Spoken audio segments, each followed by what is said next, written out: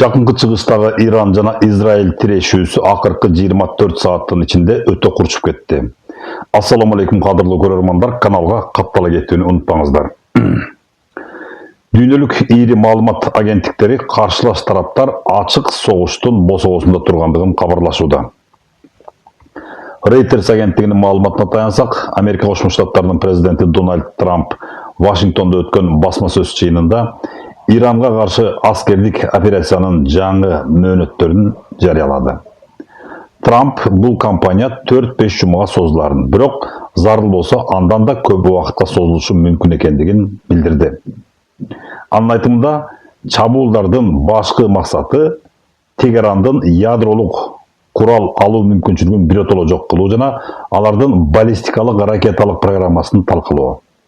Ак үй Ирандын мунай экспорттоочу башкы борбору болгон Харк аралындагы аскердик объекттерге сокку урулгандыгын ырастап, эгерде Иран Ормуз кысыгын тосууга аракет кылса, анда аралдагы мунай инфратүзүмү толугу менен жок кылынарын эскертти.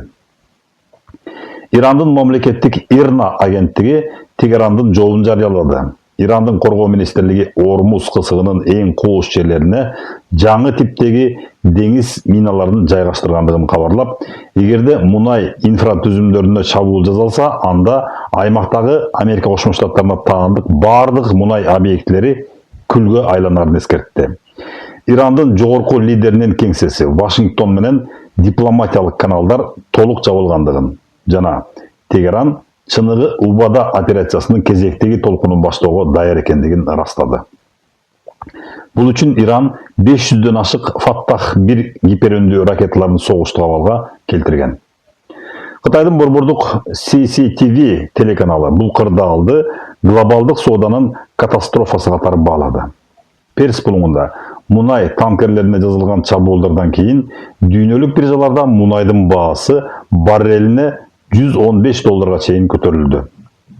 Бул жагдай Борбор Азияга, анын ичинде Кыргызстанга келе жаткан товарлардын логистикалык баасын 40% чейин кымбаттатууда. Пекин каршылаш тараптарды энергетикалык террорду токтотууга жана Ормуз кысыгы аркылуу эркин сооданы камсыз кылууга чакырды. Россиянын ТАСС агенттиги Ливандын түштүгүндөгү ийри саллашууларды кабарлады. Израиль армиясы коопсуздук зонасын түзүү үчүн Ливандын ичкери аймагына 10 чакырымга чейин кирип барды.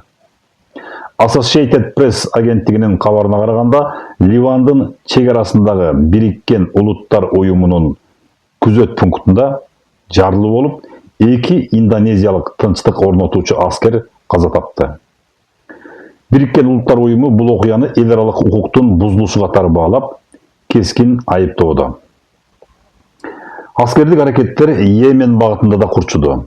Хусит козголоңчулары Израилдин борбордук аймактарына карай баллистикалык ракета учуруп, ал Израилдин Arrow 3 тутуму тарабынан атып түшүрүлдү. Ошол эле учурда Сауд Арабиясы өз аба мейкиндигинде Израилге багытталган 2 дронду жок кылгандыгын билдирди. Бул аймактагы аскердик авиациянын активдүүлүгү соңку 10 жылдагы эң жогорку чекке жеткенин көрсөтөт. Вашингтон Пост басылмасы Израилдин ички саясатындагы тарыхый чечимге токтолду. Израилдин парламенти, тактап айтканда Кнессет, террордук акт жасаган адамдарга өлүм жазасын киргизүү боюнча жаңы мыйзамды кабыл алды. 62 депутат макул деп добуш берген бул мыйзамга ылайык, мындан ары террорчулар асып өлтүрүлүү жолу менен жазаланат. Бул Израилдин тарыхында 1962 жылдан берки колдонулбаган эң татаал жаза болуп калды. Жергиликтүү эксперттердин талдоосуна ылайык, жакынкы чыгыштагы бул кризис Кыргызстандын күйүүчү май базарына түздөн түз сокку урууда. Логистикалык чынжырлардын үзүлүшү автоунаа тетиктеринин, техниканын жана импорттук товарлардын баасын кескин жогорулатууда. Эгерде согуш узакка созулса, Борбордук Азия аймагында инфляциянын жаңы толкуну күтүлөт. Биз окуялардын өнүгүшүнө тынымсыз көз салып турабыз. Жаңы маалыматтар болоору менен кайрадан байланышка чыгабыз. Биздин каналга каттала кетиңиздер. Аманчылыкта жолугушабыз.